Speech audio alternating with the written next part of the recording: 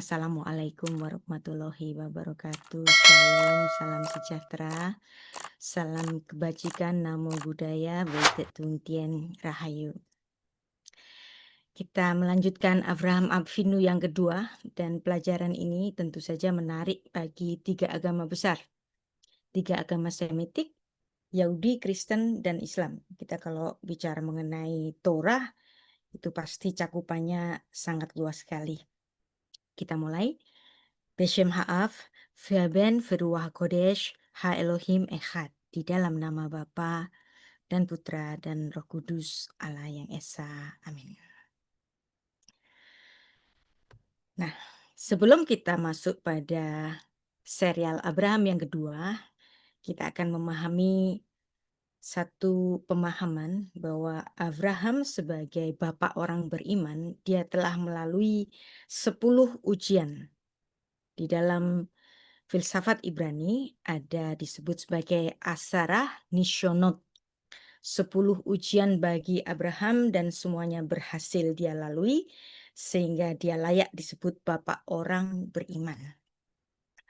Asarah Nishonot di sini, walaupun kata ujian hanya satu kali secara eksplisit ditulis dalam kitab Torah, yaitu dalam Kejadian 22 ayat 1, namun dalam literatur rabbinik, dalam Pirkei Avot 5 ayat 3 disebutkan bahwa Abraham mengalami 10 kali ujian. Nah, nanti kita akan mengikuti serial Abraham Avinu bagaimana dia mengikuti 10 atau menjalani 10 kali ujian Asara Nishonot yang dia lalui dengan setia. Semuanya berdasarkan kitab Kejadian dan perinciannya adalah yang pertama, panggilan untuk meninggalkan tanah asalnya. Ini kita sudah pelajari dalam serial Abraham Avinu yang pertama, yaitu Kejadian 12 ayat 1. Kemudian nanti ada kelaparan di tanah Kanaan sehingga ia harus pergi ke Mesir. Dalam Kejadian 12 ayat 10, itu mungkin bulan depan kita akan mempelajari ini. Kemudian istri Sarah, istri Abraham yaitu Sarah, diambil oleh Fir'aun dalam Kejadian 12 ayat 15. Yang ujian keempat, perang melawan raja-raja untuk menyelamatkan Lot, termasuk raja-raja Sodom dan Gomora di sini. Nanti ini menarik sekali bahasanya, Kejadian pasal 14. Yang kelima, perjanjian dengan potongan hewan, Brit Ben Habetarim.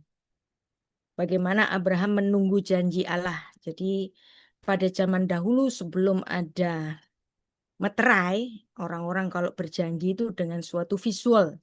Nah, ini menarik. Dengan potongan hewan itu cara orang kuno untuk berjanji.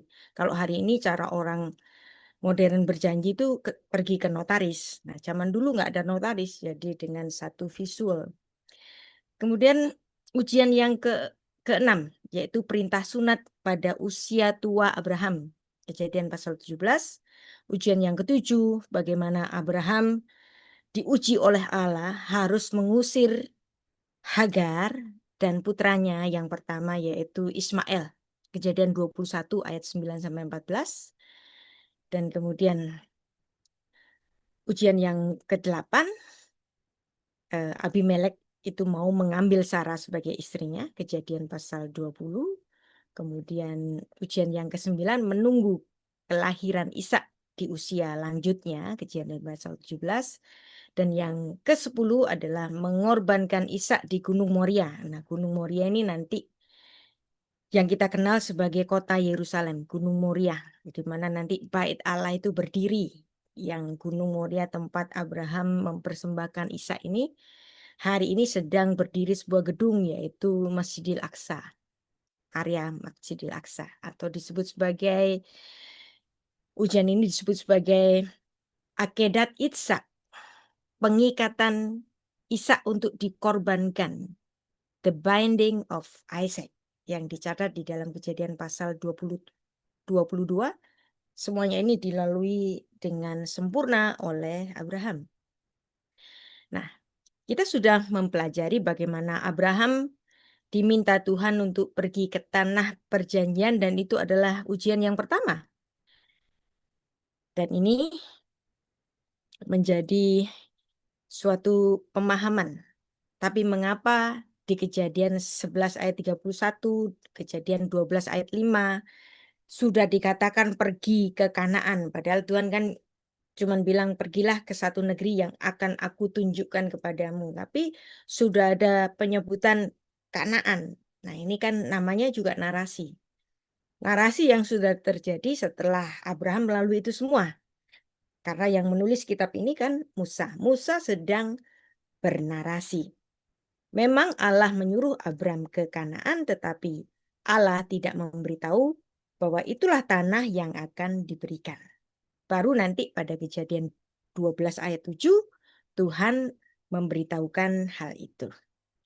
Nah, yang kita pahami adalah yang akan kita pelajari secara lengkap adalah parasyat Lech Lecha.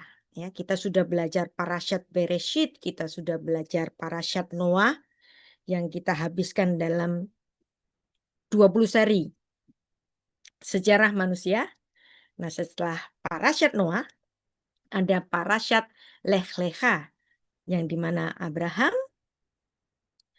dipilih oleh Tuhan untuk menjadi bapak leluhur bagi orang-orang percaya. Yang sudah kita pelajari, Tuhan memerintah Abram untuk meninggalkan tanah kelahirannya di Ur Kasdim dan kemudian Haran menuju tanah yang ditunjukkannya. Kemudian yang kedua, janji Allah dinyatakan kepada Abram bahwa dia akan menjadi leluhur bagi bangsa yang besar, keturunannya menjadi bangsa yang besar. Tuhan memberkatinya dengan membuat namanya termasyhur, betul-betul termasyhur. Sampai hari ini 3 agama besar di dunia, Yahudi, Kristen, dan Islam sama-sama ngaku kalau Abraham itu nenek moyangnya. Nah, keren kan? Kemudian Tuhan melalui Abraham, semua bangsa akan diberkati. Dan Abraham mendengar, ya kata mendengar diterjemahkan dalam bahasa Indonesia taat, dan berangkat bersama istrinya dan keponakannya Lot serta para pengikutnya. Mereka tiba di tanah Kanaan di mana Tuhan menampakkan diri dan menjadikan tanah itu kepada keturunan Abraham. Nah, inilah Abraham Avinu yang pertama yang sudah kita pelajari, yaitu Kejadian 12 ayat 1 sampai 4 bulan yang lalu. Kita hari ini akan mempelajari lanjutannya, bahwa iman, ya, imannya Abraham itu dimulai dengan langkah mendengarkan perintah Tuhan. Kejadian 12 ayat 1, Tuhan memerintahkan kepada Abram, pergilah dari negerimu ke negeri yang akan kutunjukkan kepadamu. Dan pelajarannya adalah iman yang sejati itu dimulai dari mendengar. Jadi kata dengar dalam kitab Taurat ini sangat penting dan itu menjadi hukum syahadatnya, kalimat syahadatnya orang Israel ada hukum Shema, hukum mendengar. Shema Israel, Adonai Elohinu, Adonai Echad. Dengar, dengar Israel, dengar itu Shema. Tuhan itu Allah kita, Tuhan itu Esa, Ulangan 6 ayat 4. Nah, Abraham memulai perjalanan imannya itu dengan mendengar Shema. Abraham meninggalkan zona nyamannya, mulai dari Ur, kemudian menetap di Haran, itu juga sudah ada kenyamanan di situ, makanya Tera nggak mau melanjutkan perjalanan lagi. Enak kok di Haran, tapi Tuhan meminta Abraham untuk keluar dari Haran. Anda tahu Ur Kasdim, termasuk Haran, itu masih dalam area Aram Naharaim atau area Mesopotamia, dan Mesopotamia itu disebut Galut. Ini kita sudah belajar pada sejarah manusia yang ke-20. Jadi Mesopotamia atau Aram Naharaim, kampungnya Abraham, tempat kelahirannya Abraham itu masuk dalam area Aram Naharaim atau Mesopotamia dan itu Galut. Apa artinya Galut? Galut itu adalah exile, tempat pembuangan. Kenapa disebut tempat pembuangan? Ya memang pembuangan. Ketika Adam dan Hawa berdosa, diusir dari Taman Eden, mereka tinggal di sekitar Sungai Tigris dan Sungai Efrat. Demikian pula Kain setelah membunuh Habel, dia tetap tinggal di dekatnya atau di sebelah timur dari Eden, wilayah Eden. Jadi artinya masih di Mesopotamia. Dan itu adalah tempat pembuangan. Ketika Adam dan istrinya berbuat dosa, Kain masih di situ. Demikian pula juga ketika Nuh sudah selamat dari banjir Nuh, sejarah manusia dimulai dari situ juga. Muncul seorang emperor pertama, yaitu Nimrod. Kerajaannya di mana? Di Babilonia kan? Ya, di Babel, di tanah Shinar. Nah, maka Abraham disuruh keluar dari Galut, dari tanah pembuangan. Nanti di masa datang, keturunan Abraham yaitu Israel, ketika mereka tidak setia, dibuangnya kemana?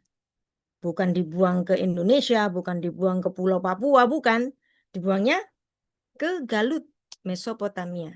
Kenapa kok selalu patternnya itu begitu ya? Memang kehendak Tuhan bicara tentang itu. Nah, dari teladan Abraham yang selalu mendengar, ada pertanyaan refleksi. Apakah kita siap meninggalkan comfort zone untuk memenuhi panggilan Tuhan? Kemudian yang kedua, kita mempelajari makna spiritual, kisah keluarga Abraham. Bahwa Tera mewakili dunia pagan, sementara Abraham dipanggil Tuhan untuk meninggalkan penyembahan berhala. Ini dibahas dalam Yosua pasal 24 ayat 2-3. Dan titik awal perjalanan iman, yaitu dari perjalanan dari kota Haran menjadi tempat transisi sebelum Abraham menerima perintah Lekha, pergilah. Kejadian 12 ayat 1. Dan Terah dan Haran adalah figur transisi dalam sejarah Alkitab. Kisah mereka mengajarkan pentingnya meninggalkan masa lalu untuk mengikuti panggilan Tuhan seperti yang dilakukan oleh Abraham. Jadi, poin kita mempelajari keimanan Abraham adalah Shema, mendengar. Nah, nanti kalau Anda suka sastra Ibrani, saya jamin Anda nggak akan menemukan kata taat dalam perjanjian lama maupun perjanjian baru. Anda hanya mendapatkan kata taat, kata obey, patuh, itu hanya dalam Alkitab terjemahan. Tetapi dalam Alkitab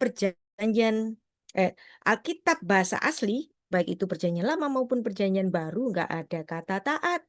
Yang ada apa? Mendengar. Apa kira-kira dasar filosofi dari dengar? Shema. Kenapa Tuhan nggak mau pakai kata taat? Bukankah agama-agama di dunia ini menekankan ketaatan atau kepatuhan kepada Sang Raja Semesta? Tapi ternyata di Alkitab bahasa asli nggak ada kata taat. Ini menarik. Makanya kita harus belajar dari sosok Abraham. Abraham itu nggak selalu patuh sama Tuhan. Demikian juga Musa nggak selalu patuh sama Tuhan. Mereka bisa komplain. Mereka bisa review, nggak setuju dengan yang Tuhan katakan. Dan mereka bahkan bisa berbantah-bantahan. Yang artinya di sini, di Alkitab, ketaatan itu bukan yang utama. Tapi yang utama itu dengar. Dari dengar nanti muncul respon. Dari respon nanti muncul responsibility. Nah, dari situ nilai filsafatnya itu sangat tinggi. Makanya kita akan pelan-pelan belajar. Saya memperkenalkan sebuah kata Shema yang akan kita pelajari sepanjang kita mempelajari kitab Taurat. Tidak akan lepas dari pemahaman Shema ini. Karena kitab Torah termasuk dalam sisi Abraham, kita mempelajari banyak makna kata Shema yang artinya mendengar. Nah, jadi inilah pemanggilan kepada Abram sebelum namanya berubah menjadi Abraham, yaitu Lekha pada usianya yang ke-75 tahun dan Sarah berumur 65 tahun. Dicatat dalam Kejadian 12 ayat 4, sudah kita pelajari dalam serial Abraham Avinu yang pertama. Nah, sekarang untuk masuk pada Abraham Avinu yang kedua, kita akan mempelajari 4 ayat juga. yaitu dalam Kejadian 12 ayat 5 sampai 9. Saya nggak tahu mengenai Abraham ini selesainya kapan. Sama kayak kita belajar sejarah manusia yang kemarin, kira-kira selesai berapa sehari, nggak tahu. Kita nggak usah buru-buru. Nggak ada yang buru-buru ini nih, udah belajar pelan-pelan saja. Ketika kita belajar pelan-pelan, kita menggali banyak arti yang sangat dalam di dalam kitab Torah yang kalau kita baca dalam terjemahan bahasa Indonesia atau bahasa Inggris itu sederhana, biasa saja. Tetapi kalau kita membacanya dalam sastra bahasa asli, dalam wawasan antropologi budaya Semitik, kita harus membacanya pelan-pelan, kata per kata kita pahami, ya. Jadi Abram saat itu memberikan reaksi sekaligus aksi. Jadi ada dengar, kemudian listen, ada respon, reaksi, ya, dalam mematuhi panggilan Allah. Bersama dengan Sarah yang kala itu namanya masih menjadi Sarai, bersama Lot keponakannya yang sudah menjadi almost son. Bersama dengan harta benda mereka dari Haran pergi ke Kanaan. Ya, kemudian keluarga Abraham ini mencapai satu wilayah yang namanya Shechem, ya, dan pohon tarbatin yang terkenal dari More. More itu artinya guru. Jadi penamaan pohonnya saja nggak sembarangan. More artinya guru.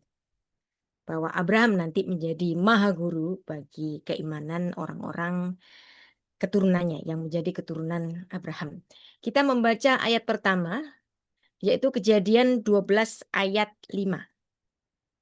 Abraham membawa Sarai istrinya dan Lot anak saudaranya itu, anaknya Haran, ya, yang mati di Haran, dengan segala harta benda yang didapat mereka dan orang-orang yang diperoleh mereka di Haran. Mereka berangkat ke tanah Kanaan lalu sampai di situ. Ya, ini tanah Kanaan, ini kan narasi. Tapi Abraham belum tahu bahwa Kanaan itu ya memang tujuannya, ya. Vaikach Avram et Sarai itzto, ve'et Lot ben Achiv, ve'et kol rehusham, asher rachashu, ve'et hanefesh asher asu, ve'charan, vayetsu lalechet arsa Kenaan, vayavou arsa Kenaan. Jadi ada satu wilayah yang namanya Shechem. Kita baca ayat ke-6. Abram berjalan melalui negeri itu sampai ke suatu tempat dekat Shechem, yakni pohon tarbatin di More. More itu artinya guru. Waktu itu orang Kanaan diam di negeri itu. Jadi ketika Abraham masuk ke tanah Kanaan, yang sebenarnya tanah Kanaan ini diberikan kepada keturunan Abraham, tapi ternyata Kanaan itu bukan tempat yang kosong, tetapi sudah ada penduduknya. Ini menarik. Ini yang menjadi menarik sampai hari ini. Tuhan itu kasih tanah, bukan tanah yang kosong, tapi disuruh berurusan dulu dengan penduduk yang sudah lebih dahulu tinggal di situ. Sama, ya. Dulu juga begitu. Ketika Yosua masuk ke tanah Kanaan juga sudah ada penduduknya. Ketika Israel modern mau bikin negara Israel modern juga sudah ada penduduknya. Jadi selalu bermasalah dengan penduduk yang terlebih dahulu menempati daerah itu. Kita baca bahasa aslinya. Vayavor Avram Baaretz ad Mekom Shechem ad Elon More Veha Kanaani as Baaretz. Nah, ini menarik. Ada istilah Vayavor. Vayavor itu berasal dari kata ever. Vayavor, ever. Ever itu siapa? Eber. Siapa itu Eber? Eber itu ya nenek moyangnya Abraham. Eber nanti punya anak Pelek dan juga punya anak Katan, ya. Yoktan dari kata Katan. Nah, dari situ Ibrani ini, Eber, menjadi nenek moyangnya Abraham. Yang Abraham disebut sebagai orang Ibrani. Jadi Abram orang Ibrani, di sini Musa nggak pakai kata yang lain, tetapi dia menggunakan kata vayavor. Dia orang yang sudah menyeberang, Ibrani. Nah, Anda tahu kata dalam bahasa Indonesia ibarat. Ibarat. Jadi Abraham ini kan berasal dari Ur. Ur menuju ke Haran itu menyeberangi Sungai Efrat kan. Nah, jadi dia orang yang menyeberang sampai nanti ke tanah Kanaan. Maka dia disebut Vayavor dan dia menyeberangi. Dari kata Eber muncul kata Ibrani. Terus kemudian Anda ingat ada kata ibarat. Ibarat. Jadi Tuhan Yesus itu kalau mengajar itu selalu dengan perumpamaan. Jadi orang-orang Ibrani itu terkenal dengan perumpamaannya. Tuhan Yesus nggak akan mengajar kecuali dengan perumpamaan. Kenapa? Karena memang perumpamaan itu menjadi ciri khas dari filsafatnya orang Ibrani. Ibarat berarti arti harfiahnya itu pembicaraan seberang sungai. Jadi orang-orang Ibrani yang di seberang sana itu kalau ngomong itu selalu dengan ibarat. Nah, ibarat perumpamaan ya.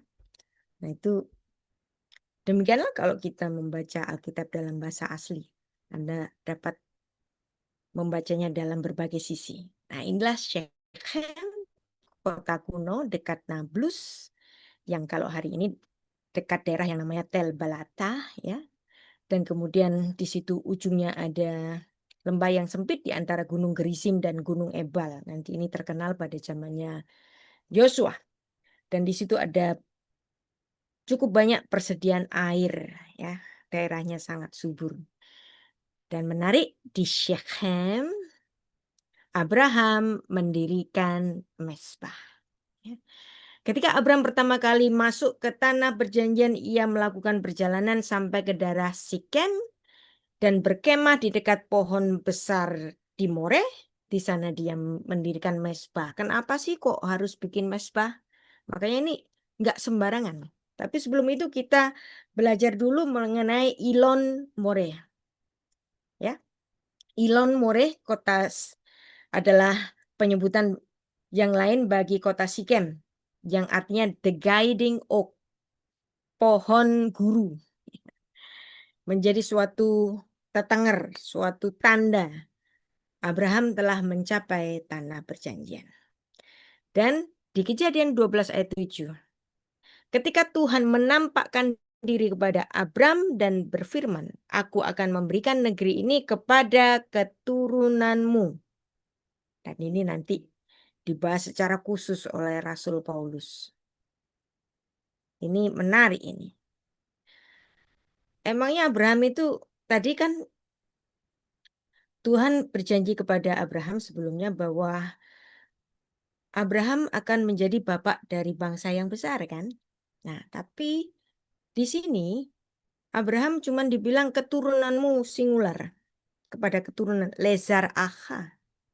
Nah, ini singular. Kenapa kok Tuhan pakai singular?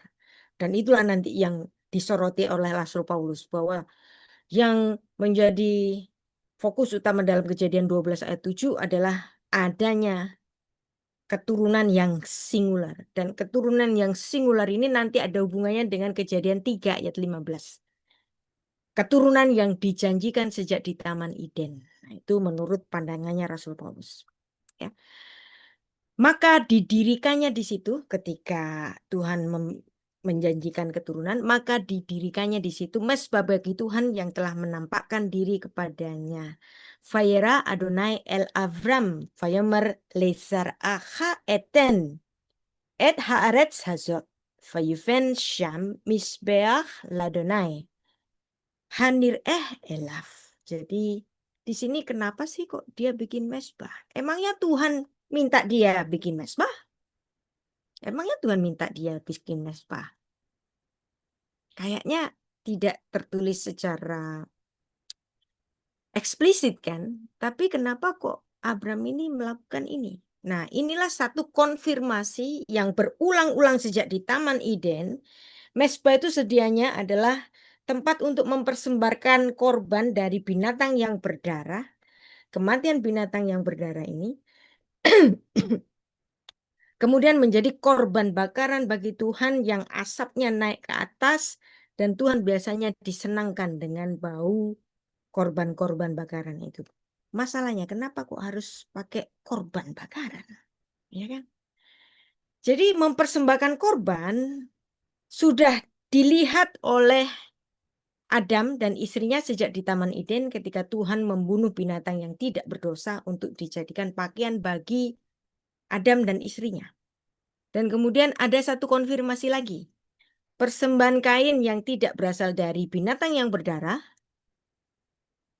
ditolak oleh Tuhan. Tetapi ketika Habel mempersembahkan binatang yang berdarah, diterima oleh Tuhan. Dan ini menjadi suatu konfirmasi bahwa untuk mempersembahkan korban adalah dengan binatang yang berdarah. Dan kemudian Nuh pun demikian. Nuh juga mempersembahkan korban binatang yang berdarah, dan Nuh menjadi orang yang pertama membangun sebuah mezbah, bangunan untuk mempersembahkan korban. Mezbah bahasa Indonesia adalah serapan dari bahasa Arab yang berasal dari bahasa Ibrani misbeah. Misbeah jadi mezbah, sama ya, altar, tempat ibadah, tempat persembahan korban binatang kepada Allah. Jadi Anda kalau belajar bahasa Ibrani, sebagai Anda pengguna bahasa Indonesia, nanti ada banyak sekali kata-kata yang mirip dengan bahasa Ibrani ya. Sabak itu artinya membantai, membunuh, atau mengorbankan. Korban itu nanti dalam artian karaf, nanti kita akan belajar korban dalam artian karaf. Dan pada sejarah manusia yang ke-20, pada bab terakhir ada bahasan mengenai Allah membangun Shem, membangun nama untuk penggenap rencana keselamatan. Dan betul-betul Tuhan membangun Shem, membangun nama. Abraham nanti menjadi orang yang sangat termasyhur dan namanya termasyhur sampai hari ini. Ada 3 agama besar, semuanya mengaku bahwa dia adalah bapak keimanan mereka, termasuk orang Kristen ini. Dan Allah berjanji kepada Abram keturunan dan negeri dari garis Sem. Makanya ada agama Semitik, karena memang Abram ini keturunan dari Sem putranya Nuh. Allah menjanjikan suatu negeri, bukan hanya keturunan. Nah, koneksi negeri ini merujuk kepada sejarah kegagalan Adam yang harus diusir dari Taman Eden.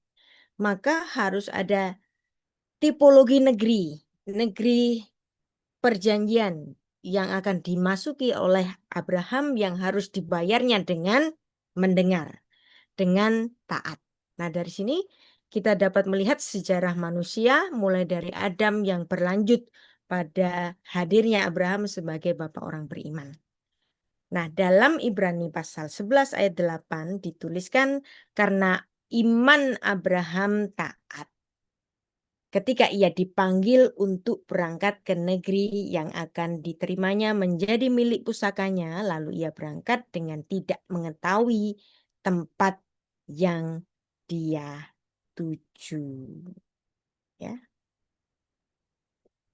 Nah, di sini kalau Anda lihat di sini ya ada kata yang diterjemahkan dengan taat. Ya, di sini ada kata taat itu sebenarnya walaupun bahasa Perjanjian Baru itu adalah bahasa Yunani, tetapi yang nulis itu orang Ibrani. Jadi orang Ibrani ini nggak nulis kata taat, letsayet, ya. Bahasa Ibraninya taat itu letsayet. Tapi kata letsayet nggak pernah dipakai, dan ketika dia menulis dalam bahasa Yunani pun dia menggunakan kata dasar aku, ya, mendengar. Jadi tetap pakai istilah mendengar, bukan kata taat. Kejadian 12 ayat 7, isi dari janji Allah kepada Abraham itu adalah Abraham akan memiliki keturunan dan keturunannya akan menjadi bangsa yang besar. Abraham akan diberkati, Abraham akan menjadi orang yang masyhur, nama Abraham dihormati, hingga sampai sekarang ini Tuhan memberkati Abraham, dan berkat Abraham adalah merujuk kepada janji mesianik yang merujuk kepada diri Yesus Kristus yang sudah Tuhan kabarkan sejak Kejadian 3 ayat 15. Nah, ini adalah termin yang pertama. Kita akan bertanya jawab sebelum kita akan memasuki termin yang kedua untuk Abraham Avinu yang kedua ya. Saya kembalikan ke Pak Fajar untuk kita Ya, bertanya. baik. Terima kasih Ibu Rita. Kepada sahabat Circle, kami persilahkan untuk menyampaikan pertanyaan secara langsung kepada Ibu Rita.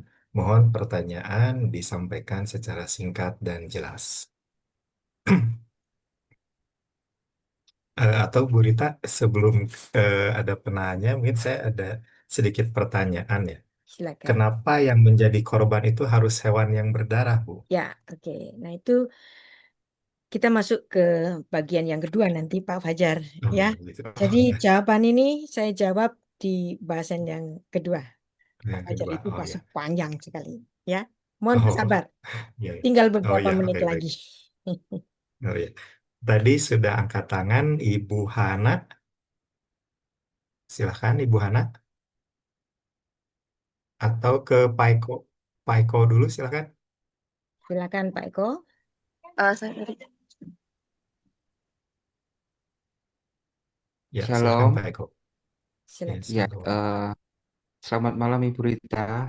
Saya mau Shalom. bertanya ini Bu, Ya. Eh, ingin tahu em, bagaimana dalam filsafat Yahudi itu dan studi Ibrani itu dipahami hubungan antara Abraham di Gunung Moria dengan pengorbanan Yesus di Golgota. Apakah bisa dipandang sebagai apa ya, kesinambungan simbol pengorbanan dalam budaya Yahudi atau istilahnya tipologi ya Bu ya? Yes. Ya, Ya. mungkin hanya itu saja Bu Hmm. yang ingin saya Baik. tanyakan. Nah, itu nanti Terima kasih. bahasan. Oke. Baik, Pak Eko, itu nanti bahasan kalau kita sudah masuk ke Kejadian pasal 22. Tapi nggak apa-apa, saya jawab saja. Karena memang Moria itu adalah tempat di mana Abraham mengorbankan putranya. Putranya yang tunggal. Kenapa kok disebut tunggal? Karena memang tinggal satu. Yang satu sudah disuruh pergi kan. Si Ismail. Nah, dan kemudian Gunung Moria ini menjadi satu momen keimanan Abraham, di mana Abraham menamai di situ Adonai Yireh, atau bahasa Inggrisnya Jehovah Jireh. Bahasa Ibraninya Adonai Yireh, Allah yang melihat. Lalu apa hubungannya Moria dengan Yerusalem? Itu nanti jawabannya ada di 2 Tawarik 3 ayat 1. Saya bacakan. Salomo mulai mendirikan rumah Tuhan di Yerusalem di Gunung Moria. Nah, jelas kan? Yerusalem itu di Gunung Moria, di mana Tuhan menampakkan diri kepada Daud, ayahnya, di tempat yang ditetapkan Daud, yakni tempat pengirikan ornan orang Yebus itu. Jadi daerahnya orang Yebus itu ada di Yerusalem, dan ketika Tuhan itu memberikan tanah kepada Abraham, Anda tahu penggenapannya itu nanti di zamannya Daud, yaitu ketika Daud dapat merebut Sion, Bukit Sion atau Shalem atau Yerusalem dari tangan orang-orang Yebus. Jadi Yerusalem, Moria, Sion adalah tempat yang sama. Dan itu menjadi tempat dahulu Abraham memberikan monumen keimanannya Adonai Yireh, dan nanti akan menjadi tempat didirikannya bait suci, bait Allah pada zamannya Salomo, bait Allah yang pertama, dan kemudian didirikan lagi ketika bait Allah itu runtuh menjadi bait Allah yang kedua, dibangun oleh atas dekretnya Koresh, dan kemudian dipugar oleh Herodes, dan kemudian diruntuhkan oleh Jenderal Titus. Ketika sudah diruntuhkan oleh Jenderal Titus, berlanjut pada perang Bar Kokhba dan seterusnya. Tempat itu menjadi terbengkalai, tetapi ketika Islam datang pada abad ke-7, tempat itu dijadikan kompleks masjid, yaitu Masjidil Aqsa. Jadi tempat yang sama ketika Abraham mempersembahkan Ishak, akedat Ishak. Ya, Pak Eko, Terima kasih, Ibu. sama-sama. Baik, selanjutnya kepada Ibu Hana kami persilahkan. Silakan, gimana? Baik, selamat malam Ibu Rita. Saya Hana dari STT Battle Indonesia. Ya, Saya mahasiswa teologi, ingin bertanya tentang perjalanan Abraham atau kisah tentang Abraham. Apakah kisah tentang Abraham atau perjalanan dari Bapak Abraham itu sebagai patriark umat Israel itu memiliki makna semacam eskatologis atau pengharapan tentang Mesias?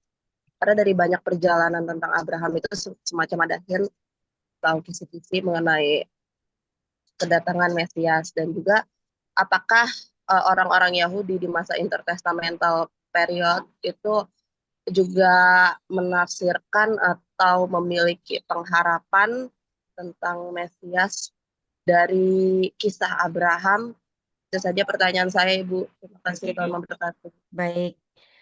Apa yang saya sampaikan ini termasuk cerita Abraham, cerita Nuh, cerita semuanya ini adalah kejadian yang berurutan mengenai pengharapan mesianik.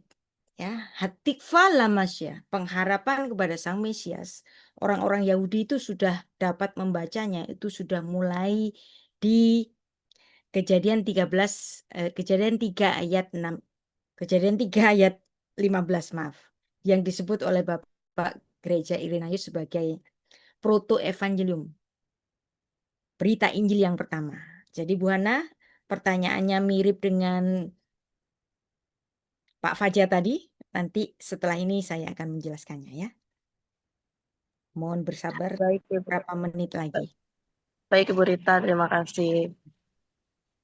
Baik, terima kasih Bu Hana. Selanjutnya ke Bapak W.S. Jo, kami persilakan. Baik, satu pertanyaan lagi, habis itu saya termin kedua, Oh nanti ya, pertanyaan setelah termin kedua Pak ya. oh ya. Yang lain mohon bersabar. Oh ya, baik, terima kasih. Selamat malam, Bu Rita. Shalom.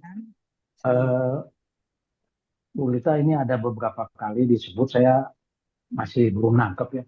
Itu nama Abraham kan berubah menjadi Abraham. Nama Sarai juga berubah menjadi Sarai. Saya ingin tahu ada alasan apa nama itu harus berubah ya, entah bagaimana jadi berubah, dan apakah makna sebelumnya menjelaskan kenapa harus berubah namanya dari Abram. Udah pernah dengar saya, tapi saya masih belum nempel gitu ya. Terus Sarah menjadi Sarah gitu ya. Ya. Itu aja kurang lebih Bu Rita. Baik, Pak Ju, saya menulis sebuah artikel dan sebenarnya saya sudah membahasnya di pembahasan Abraham Avinu yang pertama mengenai perubahan nama Abram menjadi Abraham. Abram itu bisa kita baca sebagai Aram, bapaknya orang Aram. Barangkali Tera dulu pengen anaknya menjadi pembesar di Aram Naharaim. Tetapi Tuhan enggak dong, kamu bukan cuman pembesar atau bapaknya orang Aram doang dong, kamu Hamon Goyim. Kamu itu Hamon Goyim, bapaknya banyak bangsa-bangsa. Ya. Ada satu artikel dan juga ada pembahasannya di YouTube ya. Nanti Anda bisa buka di laman sarapan pagi. Saya coba share ya. Tunggu. Bahwa orang Ibrani itu memandang nama itu sebagai neshama. Nama itu karakter. Nama itu adalah pribadi itu sendiri, ya. Jadi di sini ada satu artikel judulnya korelasi antara nama dan karakter dan kepribadian. Jadi di sini ada judul yaitu nama adalah jiwa. Nama adalah jiwa itu sendiri. Nah, kalau Abraham berubah nama, Abram berubah menjadi Abraham, berarti jiwanya telah berubah menjadi bapak seluruh bangsa-bangsa ya. Nanti silakan dibuka di laman Sarapan Pagi Biblika, Pak Jo. Baik. Oh ya, terima kasih. Bu. Kalau mengenai Sarah menjadi Sarah ya sebagai Oh Sarai ya, menjadi Sarah itu sabar, gimana? sabar ya. Itu nanti pasti akan saya jawab. Dan ada juga di bahasan di artikel tadi. Abram menjadi Abraham, Sarai menjadi Sarah, bahkan Hagar menjadi Keturah. Ya, menarik itu. Nanti saja boleh ya. Karena itu Baik, bahasan. terima kasih Bu. Oke, saya lanjut dulu untuk pembahasan yang kedua ya. Saya share lagi.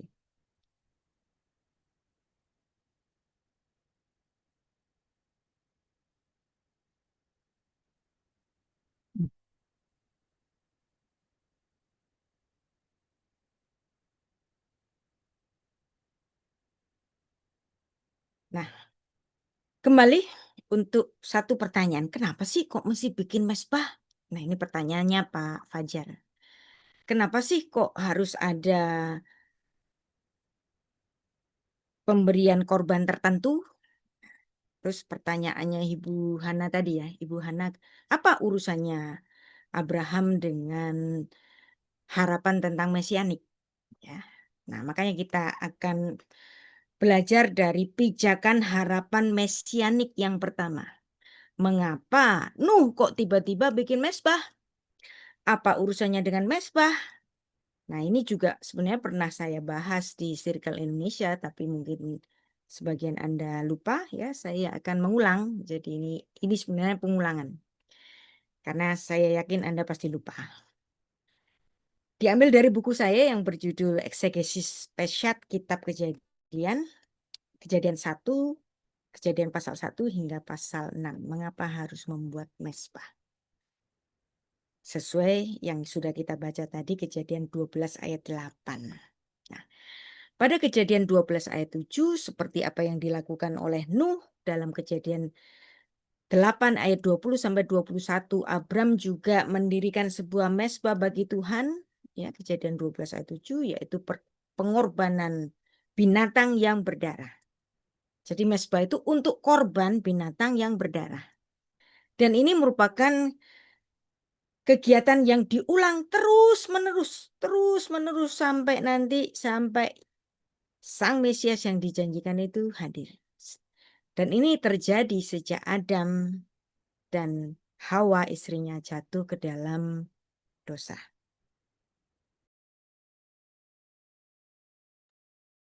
Dan pengorbanan darah binatang ini telah kita ketahui bahwa ini dimulai dari Allah yang terlebih dahulu. Siapa yang melakukan ini? Tuhan dulu. Yang membuatkan cawat kulit dari binatang untuk menjadi pakaian bagi Adam. Padahal Adam sudah berpakaian kan? Dari dedaunan pohon ara yang ada di Taman Eden itu, tapi Tuhan nggak berkenan. Aku nggak berkenan dengan pakaianmu. Aku ganti pakaianmu dengan kulit binatang. Kalau Tuhan mengambil kulitnya, berarti Tuhan telah membunuh binatang itu. Dan ini menjadi suatu perlambangan yang pertama, bahwa untuk membereskan dosa itu harus ada pihak yang mati.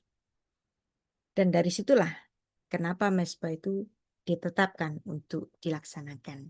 Ini saya bahas dalam buku Eksegesis Peshat Kitab Kejadian di bab yang ke-19, kejatuhan Adam dan harapannya, menjadi suatu genealogi keselamatan atau asal muasal keselamatan yang menjadi konsep ibadah kasih karunia. Dan inilah proto evangelium, berita Injil yang pertama. Berita Injil yang pertama itu bukan kitab Matius. Kalau kitab Matius itu Injil Yesus Kristus yang pertama di Perjanjian Baru. Tetapi berita Injil yang pertama itu sudah dimaklumatkan Tuhan sejak Kejadian pasal 3 ayat 15, dan ini dibahas dalam Eksegesis Peshat yang di bab yang ke-19. Tapi kalau Anda nggak punya bukunya, karena buku ini sudah habis, jadi Anda bisa membacanya dalam bentuk artikel di laman Sarapan Pagi Biblika. www.sarapanpagibiblika, nanti Anda cari judul artikel Kejatuhan Adam dan Harapannya. Ini ada di laman Sarapan Pagi ORG. Jadi jangan takut yang nggak punya buku ini. Masih bisa dibaca. Kenapa kok harus ada pihak yang mati? Karena konsep Alkitab, dosa itu hutang. Hutang harus dibayar. Dibayarnya pakai apa? Pakai darah. Loh, kenapa pakai darah? Maka kita harus memahami kejatuhan manusia sejak pertama. Bahwa Tuhan menciptakan Taman Eden. Taman Eden itu artinya taman pleasure. Taman kenikmatan. Kalau dia nikmat, taman yang berkelimpahan. Adam sebenarnya di Taman Eden itu nggak akan kelaparan kalau nggak makan buah pengetahuan yang baik dan yang jahat kan. Tapi kenapa dia makan buah itu? Nah, Tuhan memberikan ujian. Kenapa Tuhan kok memberikan ujian? Karena Adam memiliki free will. Maka free will ini harus diuji. Kalau enggak ya sesuka-suka dia sendiri. Maka dia harus memiliki suatu bukti apakah dia adalah makhluk yang mendengar suara Sang Penciptanya. Kejadian 2 ayat 16 firman Tuhan memberikan perintah yang pertama. Semua pohon di taman ini boleh kamu makan buahnya dengan bebas. Vayetzaf Adonai Elohim El Ha'adam Lemor Mikol Etz Hagan Achol Tochel. Boleh kamu makan buahnya dengan bebas. Terus kemudian ada kekecualian. Nah ini ujian. Kejadian 2 ayat 17. Tetapi pohon pengetahuan tentang yang baik dan yang jahat itu jangan kau makan buahnya. Jadi ada kecuali. Yang lain boleh.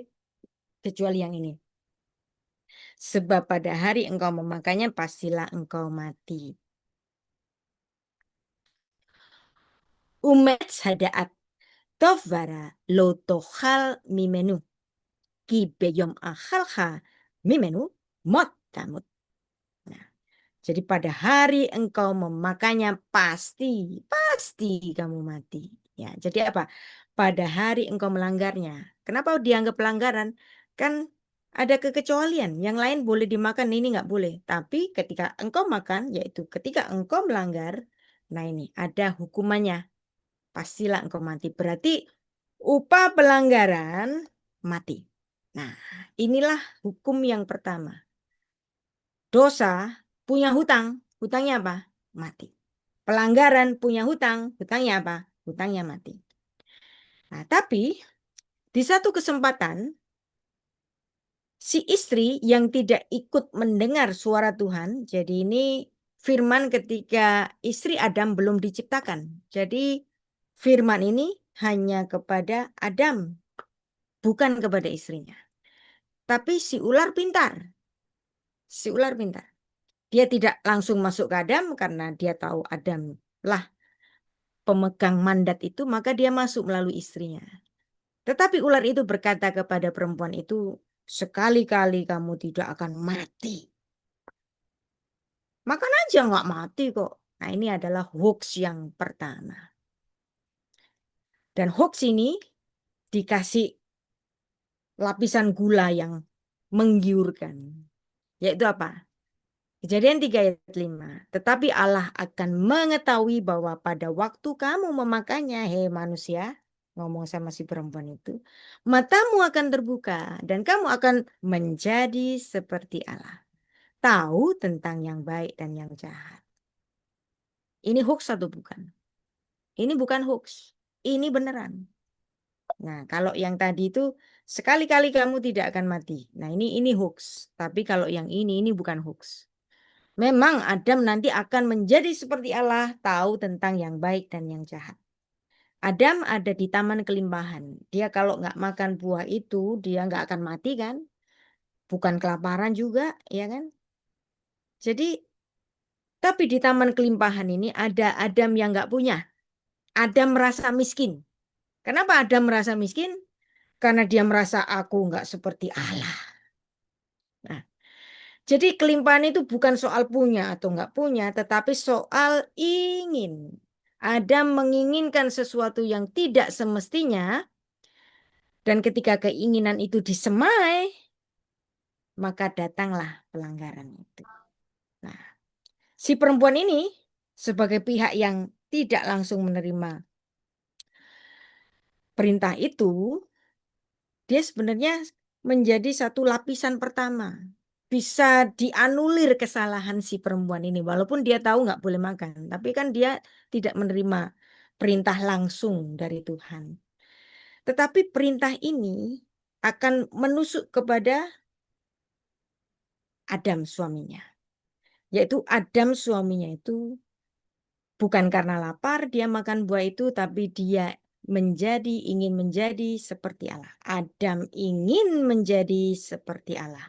Dan dosa ini dalam filsafat Ibrani disebut sebagai dosa kitset bintiot. Apa itu dosa kitset bintiot? Kitset bintiot itu artinya dosa mencabut pohon. Kenapa kok dosa di Taman Eden oleh orang Yahudi itu disebut sebagai dosa mencabut pohon?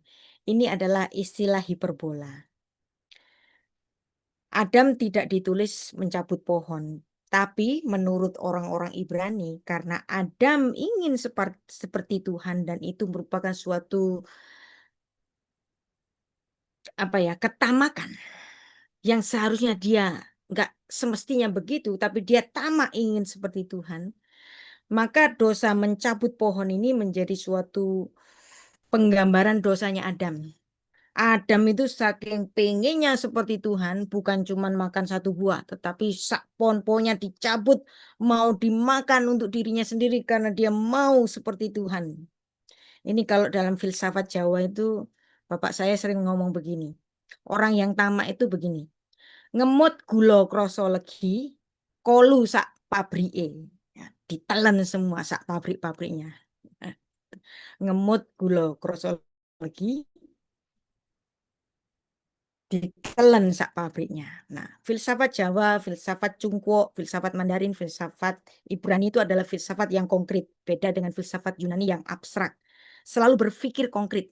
Orang yang tamak itu seperti dosa nyambut pohon. Bukan makan satu buah, tapi akar-akarnya ditelan semua oleh Adam. Karena dia ingin menjadi seperti Allah. Ya. Jadi inilah perempuan yang terperdaya oleh ular. Dan kemudian suaminya mengkonfirmasi itu.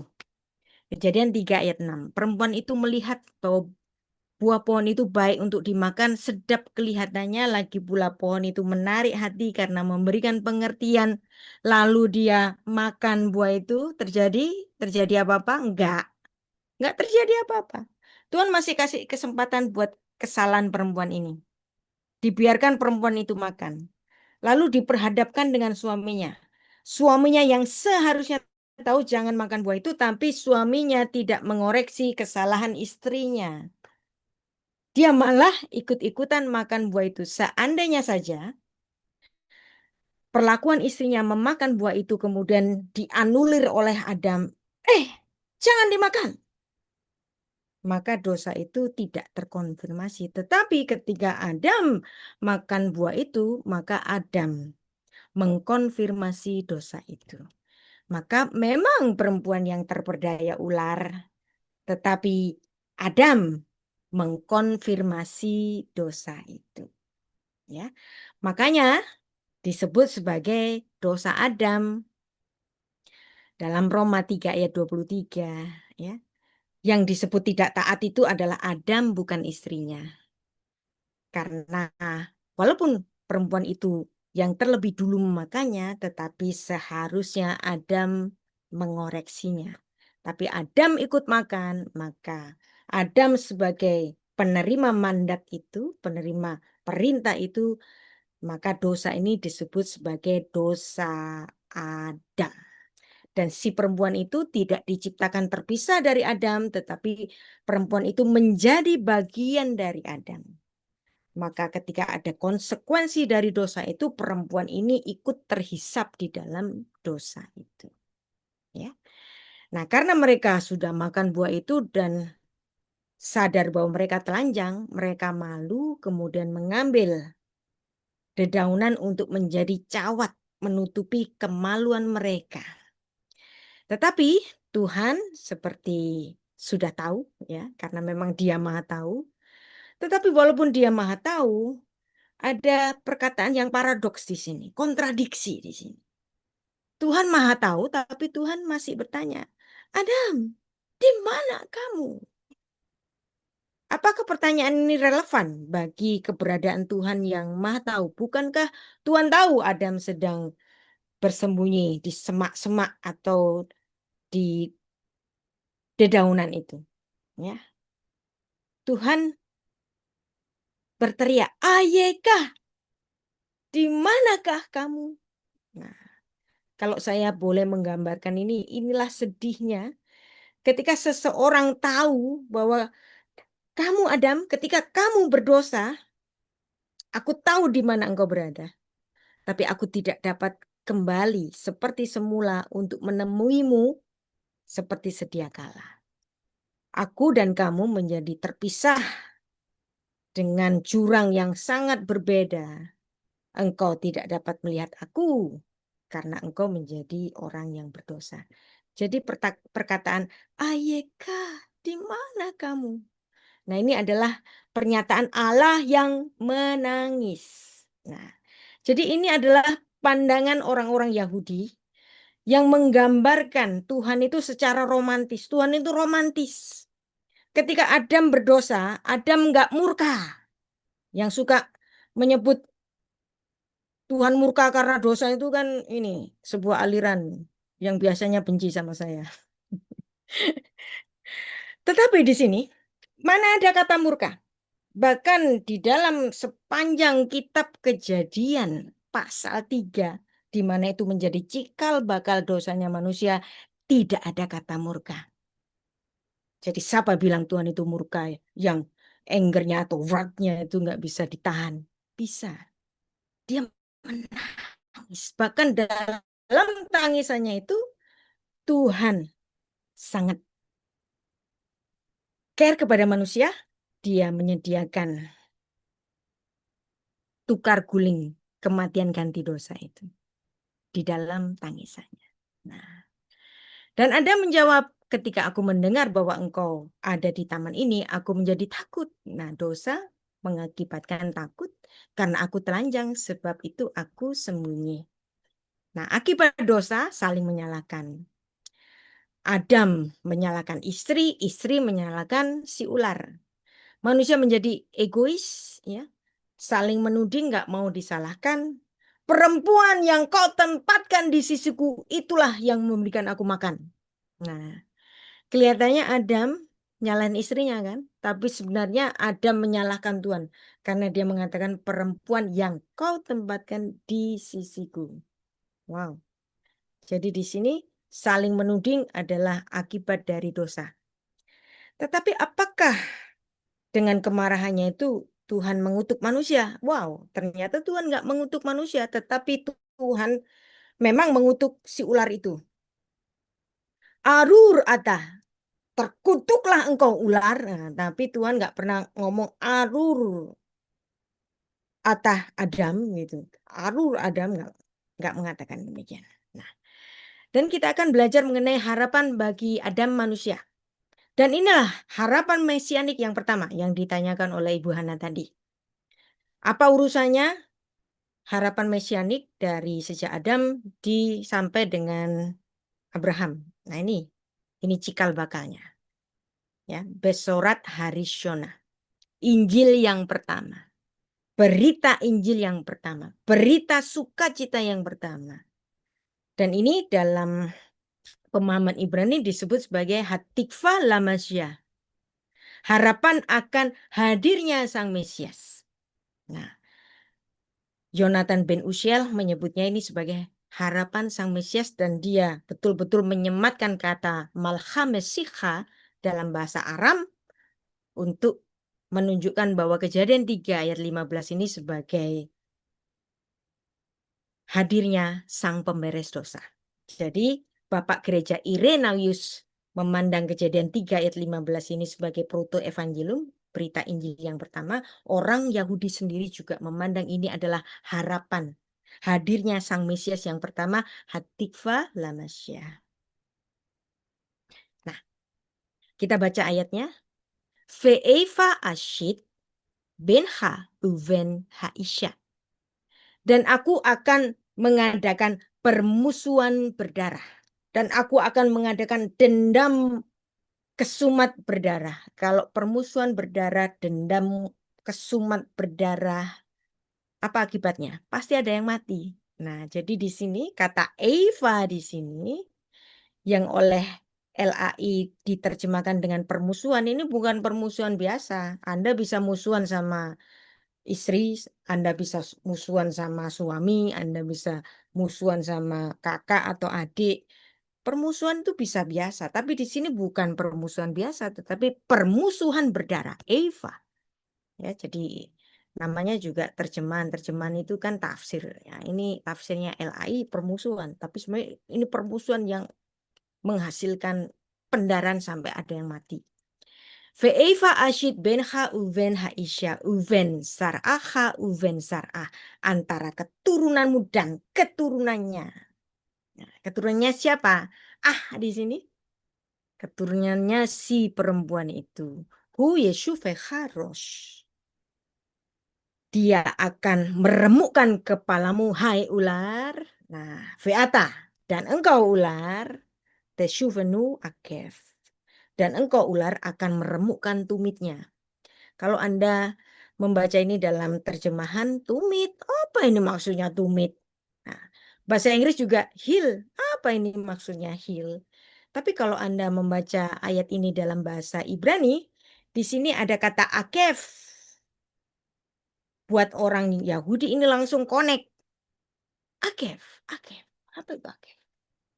Akef adalah kata dasar bagi nama bapak leluhur Israel. Siapa mereka? Siapa dia? Yakub, Yaakov, Akef. Yaakov. Akef ini berhubungan dengan Yaakov. Berarti si pemberes dosa ini nanti muncul dari rumpun Akef, dari rumpun tumit, dari keturunannya si tumit. Nah, dan di sini oleh Bapak Gereja Irenaeus, ayat ini dipandang sebagai paradoks. Aneh Tuhan ini, bukankah di Kejadian 2 ayat 17, pada hari engkau memakainya, pastilah engkau mati. Tapi di sini di Kejadian 3 ayat 15, wow, kok disebut keturunan perempuan? Berarti ada keturunan dong. Kalau ada keturunan berarti ada harapan kehidupan. Di sini ada paradoks. Jadi Anda bisa membayangkan Adam adalah makhluk berpikir yang pertama dan dia diciptakan dalam gambar dan rupa Allah. Kalau Anda bertanya siapa filsuf pertama, kita itu yang di Indonesia, para pembelajar filsafat, kalau ngomongin filsafat itu koneknya itu langsung yang Yunani terus. Yang Yunani terus. Socrates, Plato, atau bahkan yang di Eropa-Eropa yang bule-bule itu. Yang timur-timur itu tidak dipikir sebagai filsafat. Wow. Padahal di sini kitab Torah itu bukan sekedar buku iman, tetapi kitab Torah adalah buku filsafat dan dia menunjukkan kepada kita semua bahwa filsuf pertama adalah Adam.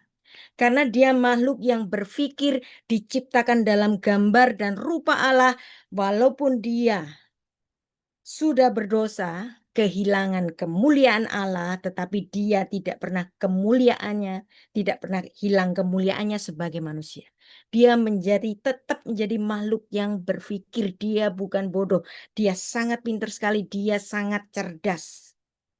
Bayangin Anda sebagai seorang, misalnya, Adam ada di Taman Eden.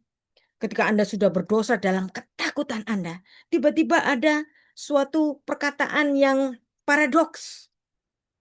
Aku akan mengadakan permusuhan berdarah antara engkau, antara keturunanmu dan keturunan perempuan ini. Adam kaget. Aduh, kok ada keturunan? Di hari kematianku Tuhan, kok dijanjikan keturunan? Apa ini maksudnya? Ini Adam kaget yang pertama. Ya. Dan kalau Anda membaca Targum Yonatan, ya, walaupun ini kadang-kadang disebutkan orang dengan kata skeptis.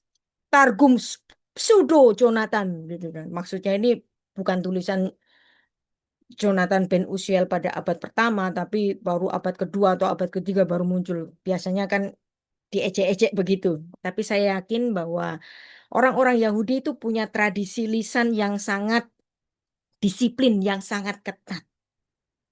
Bahwa Targum Jonathan yang memang dipercaya oleh orang-orang Yahudi diterjemahkan oleh Jonathan Ben Uziel. Siapa itu Jonathan Ben Uziel? Jonathan Ben Uziel adalah seorang scholar dari Beit Hillel yang kira-kira usianya itu seumur dengan Tuhan Yesus Kristus. Jadi dia muncul pada abad yang pertama. Dia salah satu yang terbaik dan dia menerjemahkan kitab Torah ke dalam kitab Torah yang berbahasa Ibrani ke dalam bahasa Aram. Tetapi dia bukan cuman menerjemahkan dari Ibrani ke Aram, tetapi dia juga menambahkan komentari. Nah, ini menarik. Komentarinya untuk Kejadian 3 ayat 15, dia menambahkan, dikasih keterangan dalam terjemahannya ini, yaitu kata malha, Mesiha. Di Kejadian 3 ayat 15 dia menambahkan istilah malha. Malha itu melek ya, artinya raja. Mesiha ini Mesias. Wow. Berarti penafsirannya Bapak Gereja Irenaeus itu selaras dengan penafsirannya Jonathan Ben Uziel. Siapa itu Irenaeus? Irenaeus adalah Bapak gereja yang dimuridkan oleh Polikarpus. Polikarpus dimuridkan oleh Rasul Yohanes. Rasul Yohanes adalah murid langsung dari Yesus Kristus. Berarti Irenaeus adalah generasi ketiga apostolik. Dia memandang Kejadian 3 ayat 15 sebagai proto-evangelium. Dan Jonathan Ben Uziel menambahkan, ini orang Kristen dan orang Yahudi kan urusan yang berbeda, apalagi pada abad pertama Kristen dan Yahudi ini berseberangan ya. Bahkan sampai abad pertengahan itu masih berseberangan antara Yahudi dan Kristen ini. Emang bisa janjian? Enggak bisa. Enggak bisa janjian. Urusannya berbeda. Nah, kalau hari ini Yahudi baik sama kita, bahkan saya sama seorang Yahudi bisa nulis buku bersama, ya itu hari ini. Kalau zaman dahulu itu, wah, apalagi setelah ini pemberontakan Bar Kokhba, itu terjadi separation antara Kristen dan Yahudi secara jelas. Tentu saja mereka nggak janjian, tetapi mereka sama-sama memandang Kejadian 3 ayat 15 ini sebagai harapan bagi datangnya Sang Pemberes dosa, dan ada obat yang akan menyembuhkan dosanya manusia. Obat untuk tumit itu di zaman Raja Mesias. Ini adalah penafsirannya Jonathan Ben Uziel, scholar terbaik dari Beit Hillel. Beit Hillel itu adalah sekolah kerabian. Ada penelitian bahwa Yesus Kristus itu kemungkinan juga sekolah di Beit Hillel. Ini saya ada buku.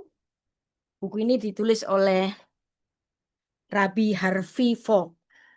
Yang dia menurut penelitiannya Yesus Kristus itu lulusan dari Beit Hillel. Sekolah yang sama dengan sekolahnya Rasul Paulus. Sekolah yang sama dengan sekolahnya Jonathan Ben Uziel. Dan Yesus itu kalau lulusan dari Beit Hillel, Yesus Kristus pun termasuk orang Farisi. Jadi jangan memandang orang Farisi selalu dalam makna negatif, karena Yesus sendiri orang Farisi. Tulisan dari Rabbi Harvey Falk ya. Buku ini bagus sekali. Jadi di sini saya mengajukan bahwa seorang filsuf pertama, nggak usah jauh-jauh, bukan Socrates atau Plato atau Confucius, enggak. Manusia pertama diciptakan Tuhan dalam gambar dan rupa Allah, berarti dia adalah manusia cerdas pertama. Bahkan Yuval Noah Harari menuliskan buku Sapien a day in the life of Adam and Eve. Adam and Eve ini dia pandang sebagai the beginning of civilian of man. Jadi awal dari keberadaban manusia itu dimulai dari Adam. Walaupun dia tidak percaya sisi ketuhanannya, tapi kalau orang ateis tapi dia orang Yahudi, dia Yahudi tapi ateis, dia tetap baca Torah. Torah tidak dibaca sebagai buku iman, tetapi dia baca Torah sebagai buku filsafat. Dan saya memandang bahwa Adam adalah filsuf yang pertama. Siapakah filsuf yang paling berhikmat? Ya, pasti Anda yang berkiblat barat itu, wow, Thales, filsuf pertama Ibrani. Aristoteles, Epikuros, Plato, Hippocrates, Socrates, dan lain-lain. Tapi kitab Torah mengatakan bahwa Adamlah filsuf pertama dan Adam adalah orang beriman yang pertama. Adam adalah orang yang beriman yang pertama. Kenapa kok disebut orang yang beriman pertama? Dan itulah kenapa nama Adam tertulis dalam silsilahnya Tuhan Yesus dalam Lukas pasal 3. Lukas pasal 3 itu deretan orang-orang beriman. Mereka bukan orang yang sempurna, mereka adalah orang-orang yang bisa jatuh ke dalam dosa, tetapi yang ada di dalam nama-nama dari silsilah Yesus Kristus itu adalah deretan nama-nama orang beriman dan ada nama Adam. Di dalam Lukas pasal 3 berarti Adam dipandang sebagai orang beriman yang pertama. Lantas bagaimana kita memahami ini?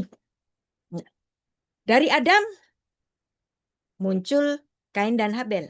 Habel mati, kemudian Tuhan memberikan kompensasi, yaitu hadirnya Set yang betul-betul artinya pengganti kompensasi. Dari Set nanti muncul Nuh, dari Nuh nanti muncul Sem, Ham, dan Yafet. Seluruh bangsa-bangsa di dunia ini terlahir dari ketiga putra Nuh. Makanya nggak ada manusia hari ini yang keturunan ini kera, nggak ada.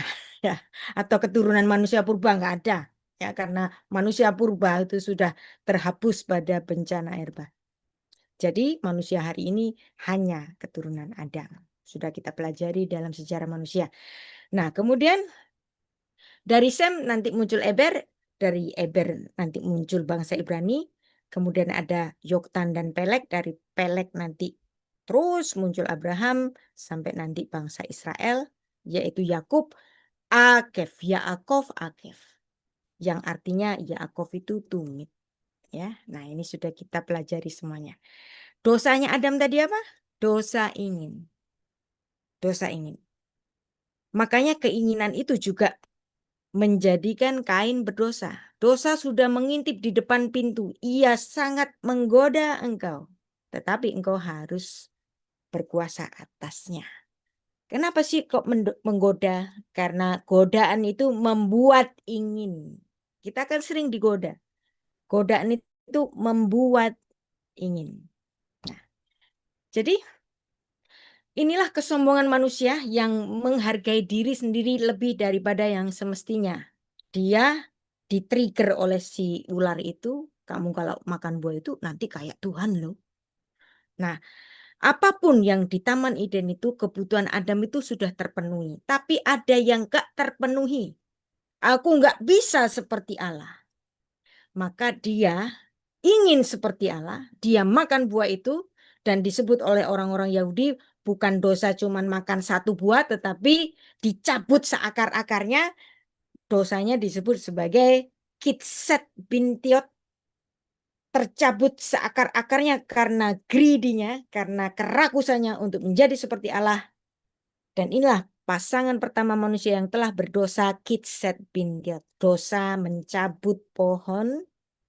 Mereka ingin sama seperti Tuhan, dan ini ditulis dalam kitab tradisinya orang Yahudi dalam Bereshit Rabbah 11 ayat 2, juga Hagigah 14b. Ya. Nah, dan Tuhan tidak mengutuk Adam, tetapi Tuhan mengutuk Adam. Wow. Jadi di dalam kitab Torah itu ada banyak sekali wordplay. Tuhan enggak mengutuk Adam, tapi Tuhan mengutuk Adam. Apa itu Adam? Adama itu tanah. Kenapa Adam dinamakan Adam? Karena dia dibuat dari Adamah. Maka namanya Adam. Tapi Tuhan tidak mengutuk Adam, tapi Tuhan mengutuk Adamah. Dan itulah yang dituliskan dalam Kejadian pasal 3. Nah, sekarang firman-Nya kepada manusia itu, dari mana engkau mendengarkan perkataan istrimu? Memakan dari buah pohon yang telah kuperintahkan kepadamu, jangan kau makan daripadanya. Maka kemudian Tuhan tiba-tiba terlontar suatu kata-kata yang sangat mencengangkan. Ini adalah kekagetan Adam yang kedua. Kaget pertamanya apa tadi? Adam kaget yang pertama itu, di hari kematianku kok ada keturunan perempuan? Berarti ada harapan kehidupan. Terus kaget yang kedua, yaitu yang ditulis dalam Kejadian 3 ayat 17. Tuhan mengatakan, Arurah ha Adamah. Tuhan tidak mengatakan, Arur Adam. Enggak. Tapi Tuhan ngomongnya, Arurah ha Adamah. Terkutuklah ha Adamah. Terkutuklah tanah. Adam kaget. Loh, yang dikutuk ha Adamah. Bukan Adam aku. Seharusnya aku yang dikutuk oleh Tuhan. Kaget kedua kali. Nah, kemudian ada suatu disiplin kepada Adam yang telah berbuat dosa. Semak duri dan rumput duri akan dihasilkannya bagimu, dan rumput-rumput dan tumbuh-tumbuhan di padang akan menjadi makananmu. Lalu kemudian di sini yang fenomenal, dengan berpeluh engkau akan mencari makananmu sampai engkau kembali lagi menjadi tanah. Wow. Karena dari situlah engkau diambil, sebab engkau debu, dan engkau akan kembali menjadi debu. Anda tahu, Adam ketika diciptakan, dia tidak diciptakan dari satu materi saja. Dia diciptakan dari materi yang fana, yaitu tanah. Kemudian Tuhan juga memberikan suatu unsur yang lain. Apa unsur yang lain? Nismat khain. Nafas hidup yang dari Tuhan. Dan itulah yang membuatnya hidup. Tetapi unsur tanahnya kan ada. Tetapi perhatikan, ketika kita membaca Kejadian 3 ayat 19 bahwa Adam, kamu itu debu loh. Nanti kamu kembali menjadi debu. Kenapa kok kamu kembali menjadi debu? Karena di sini Tuhan mengatakan arurah ha Adamah. Arurah, terkutuklah tanah, dan kamu Adam terbuat dari debu tanah. Maka sejak saat ini, sejak Kejadian 3 ayat 17, Adam yang badannya, unsur ragawinya itu mengandung tanah, maka unsur ragawi Adam hari itu juga terkutuk. Tapi perhatikan, yang terkutuk hanya unsur ragawinya saja. Adam tidak diciptakan untuk mati. Kalau saja Adam tetap setia terhadap firman Tuhan yang nggak boleh makan buah itu, dia nggak akan mati. Tetapi sekarang dia bisa mati. Hari itu juga. Kenapa? Karena Tuhan sudah mengutuk tanah. Maka sejak saat ini Adam bisa menua, Adam bisa sakit, Adam bisa mati, termasuk seluruh keturunannya. Istrinya yaitu Hawa itu bukan bagian yang terpisah kan? Hawa diciptakan dari bagian Adam. Jadi si Hawa ini juga terhisap pada dosanya Adam. Yang sudah dikatakan terkutuk sisi ragawinya, yaitu sisi tanah yang ada di tubuhnya itu. Ya. Dan inilah kita sudah mengetahui apakah manusia itu dikutuk Allah dalam peristiwa ini. Enggak. Kalau Adam dikutuk saat itu, ya sudah nggak ada kita, selesai, mati semuanya. Tapi Tuhan menyisakan Yang dikutuk oleh Tuhan adalah sisi ragawinya saja. Yaitu apa? Adamah, sisi tanah. Nah, Adam kaget 2 kali.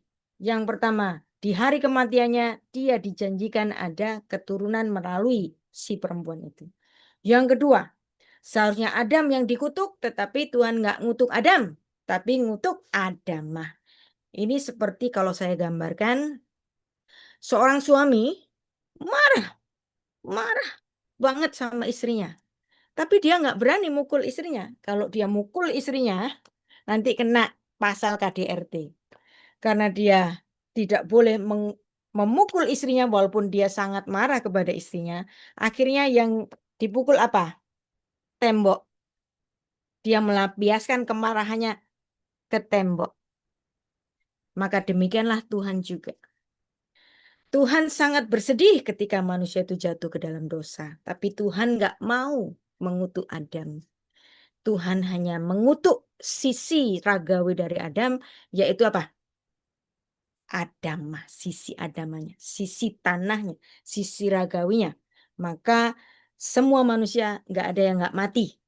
Semua tunduk pada hukum kematian gara-gara Kejadian 3 ayat 17 sampai 19.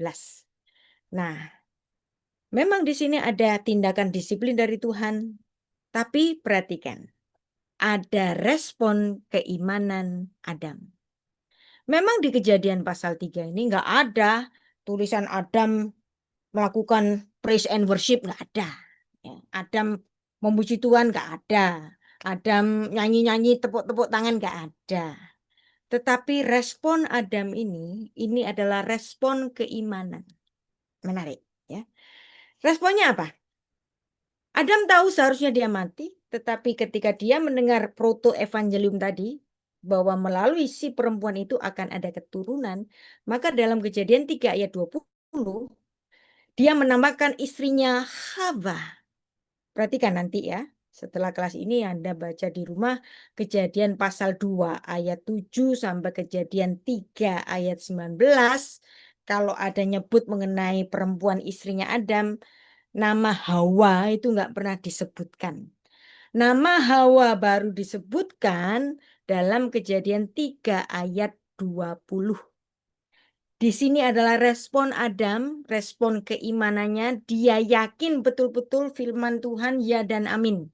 Bahwa akan ada kehidupan melalui istriku. Maka Vayikra Adam Shem Ishto Chava.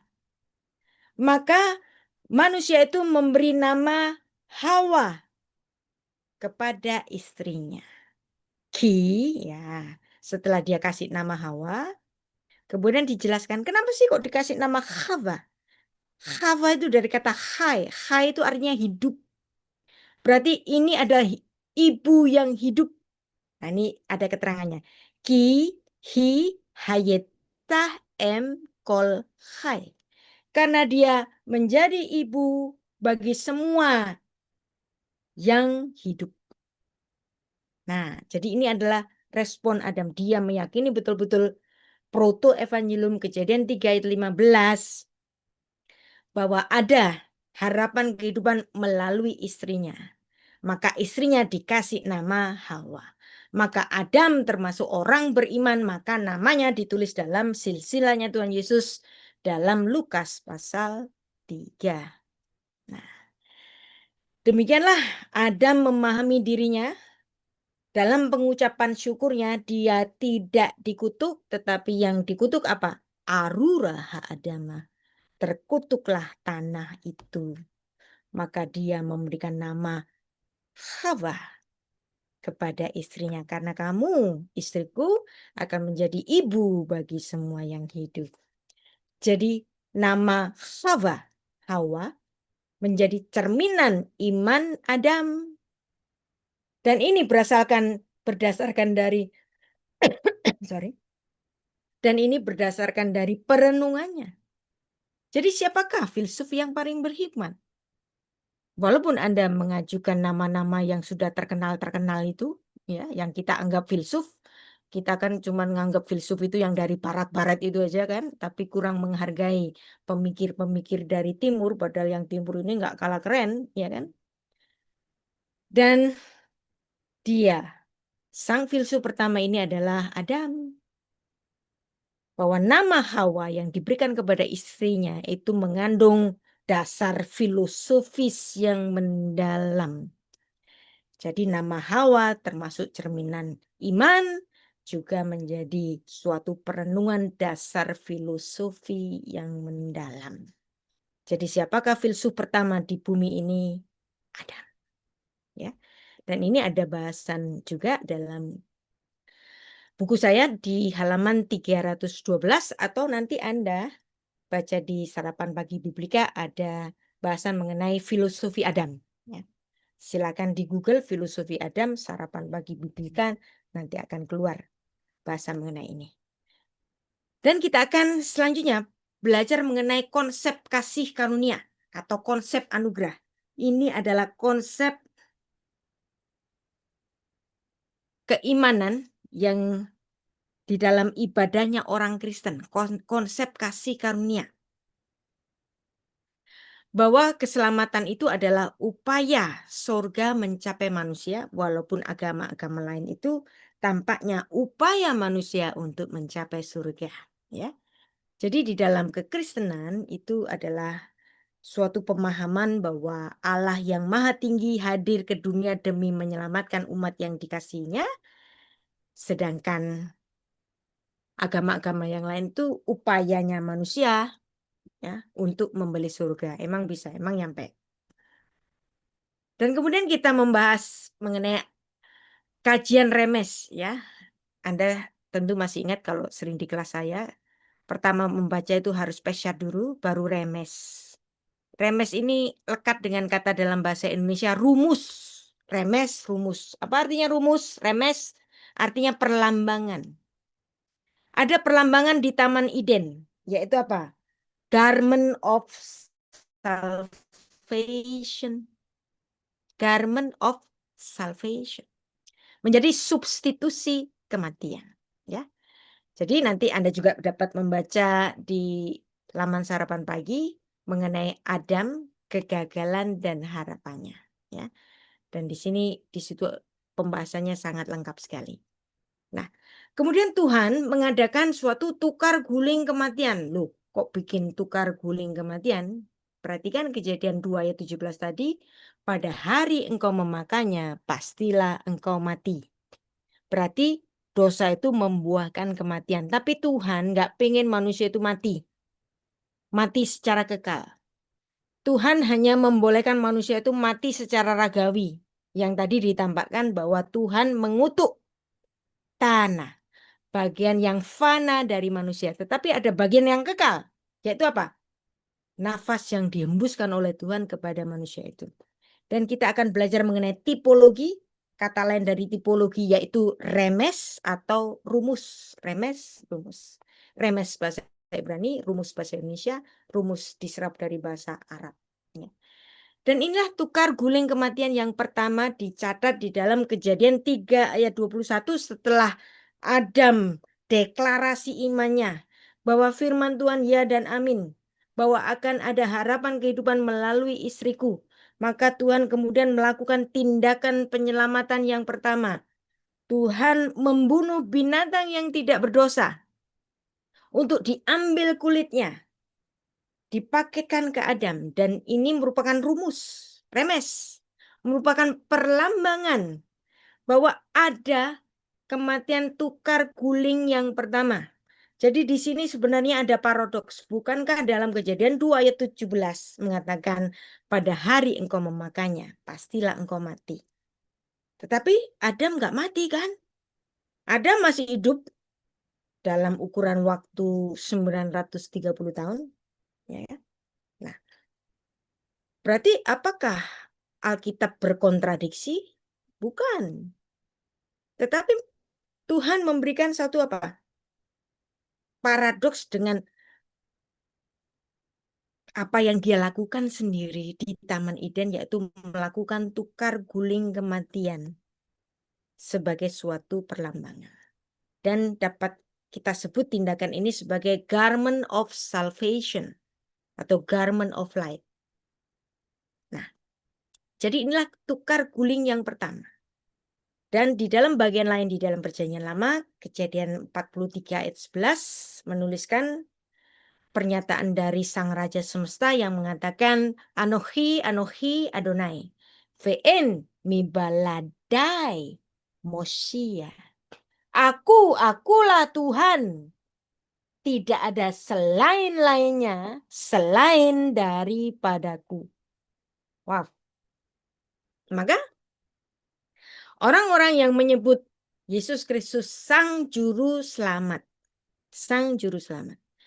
dengan memparalelkan ungkapan keimanan Anda kepada Yesaya 43 ayat 11, jika tidak ada juru selamat selain-lainnya selain dari Tuhan saja, berarti Yesus Kristus. Kalau kita sebut sebagai Sang Juru Selamat, Dia adalah memang Tuhan sendiri.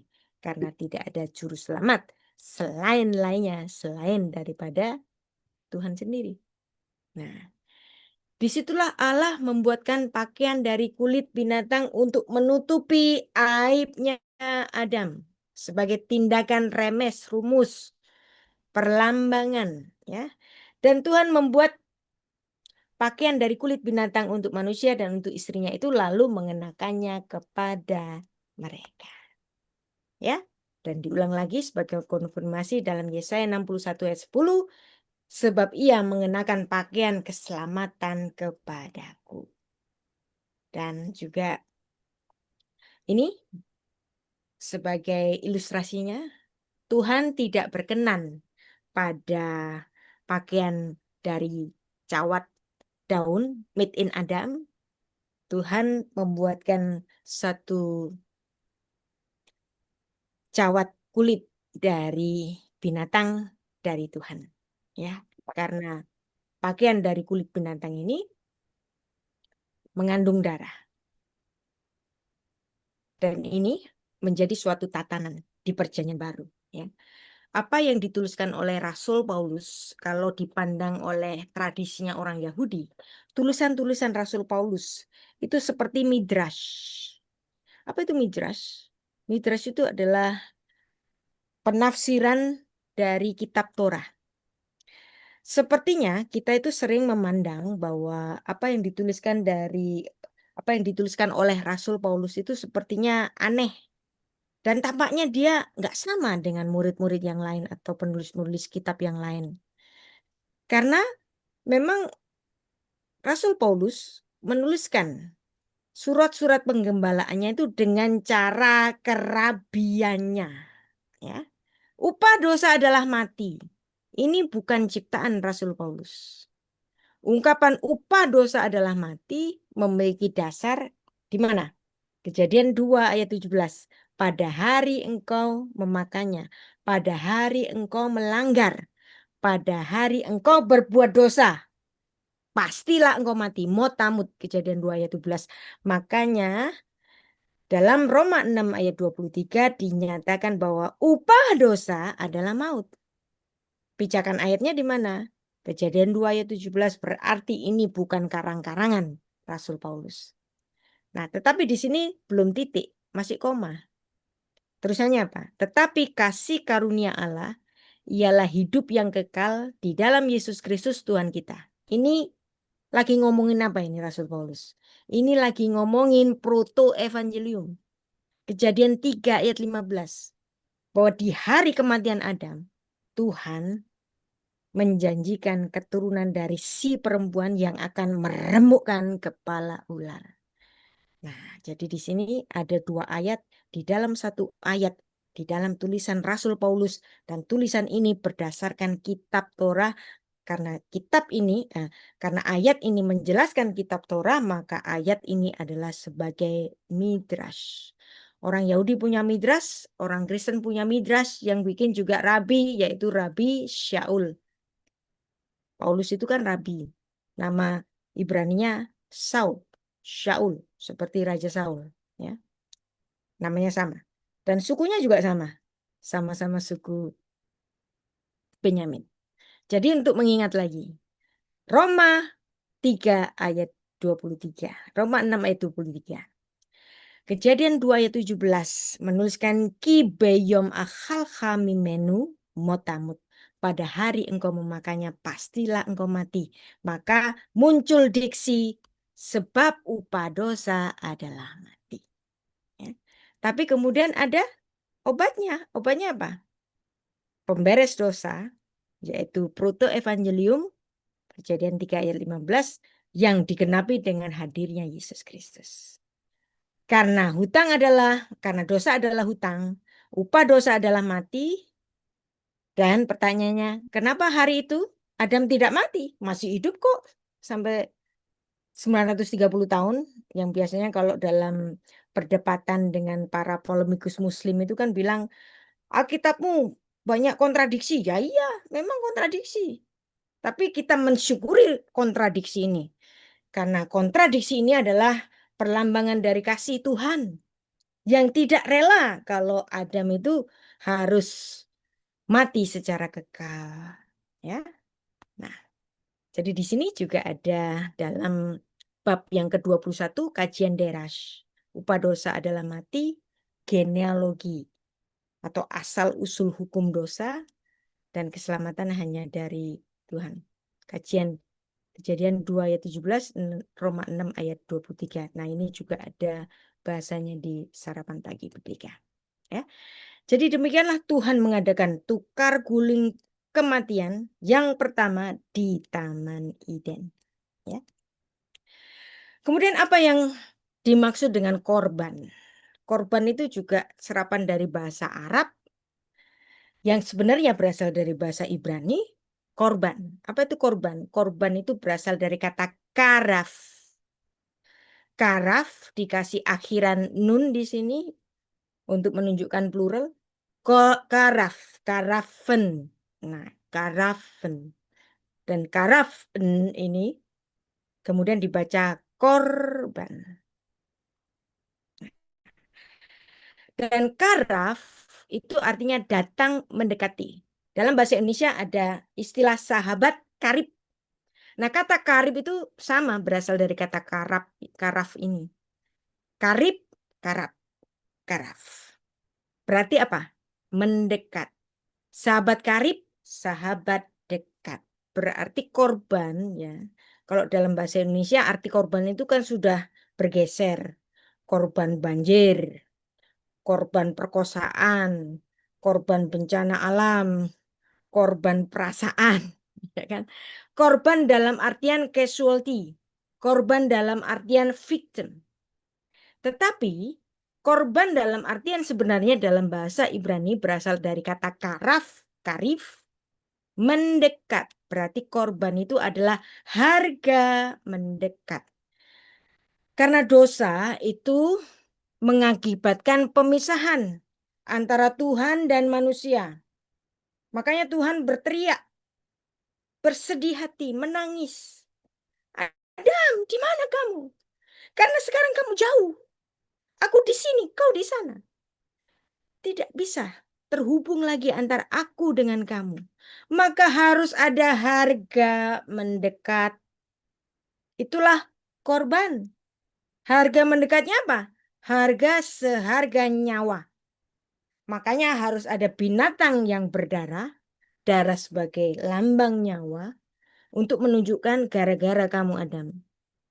Kamu berdosa Adam. Upahnya mati, maka harus ada kematian yang harus dibayar.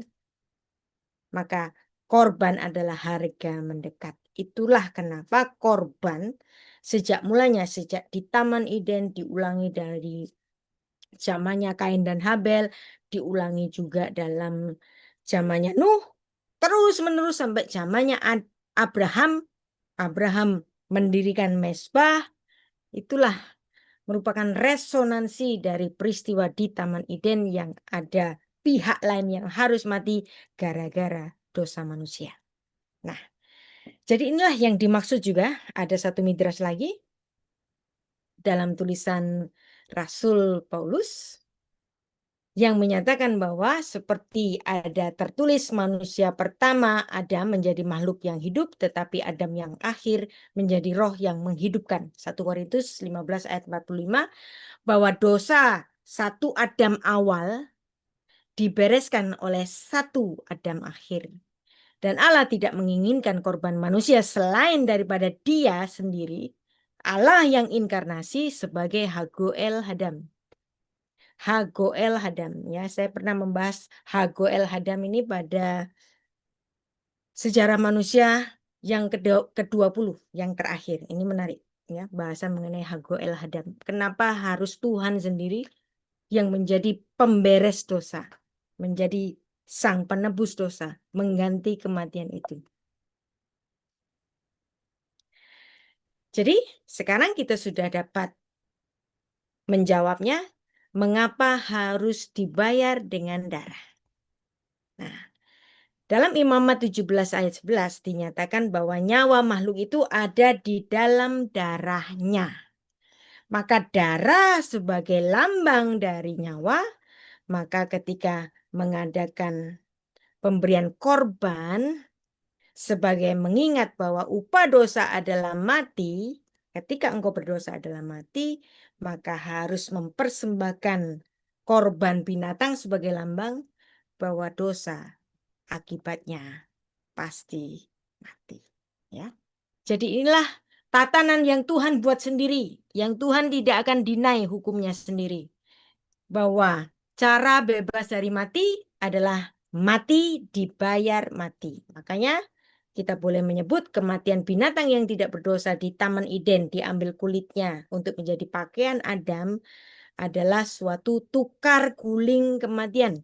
Dan itulah genealogi atau asal-usul dari ibadah sakramental.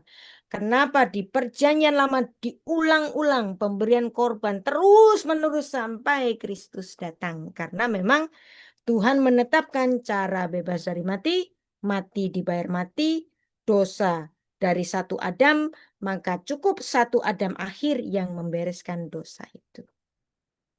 Dan juga diulang dalam Ibrani 9 ayat 22 sebagai suatu konfirmasi bahwa hampir semua segala sesuatu disucikan menurut hukum Taurat dengan darah.